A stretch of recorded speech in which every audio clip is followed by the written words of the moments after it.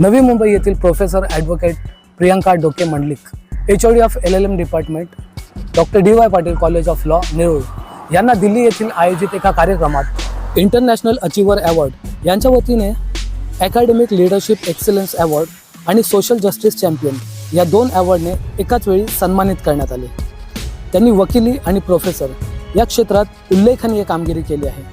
त्यांच्या या कार्याची दखल घेत त्यांना दिल्ली येथे झालेल्या कार्यक्रमात 2 पुरस्कारांनी सन्मानित करण्यात आले। ॲडव्होकेट प्रोफेसर प्रियंका डोके मंडलिक यांनी अनेक ठिकाणी व्याख्याने दिली असून सामान्य नागरिकांना त्यांच्या मार्गदर्शनाच्या माध्यमातून त्यांच्या अधिकारांविषयी जागृत केले आहे।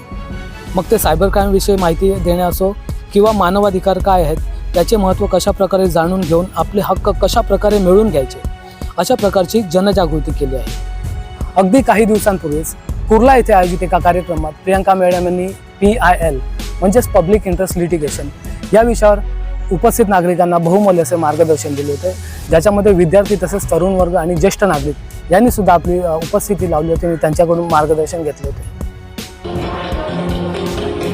प्रियंका डोके Mandlik academic leadership excellence award.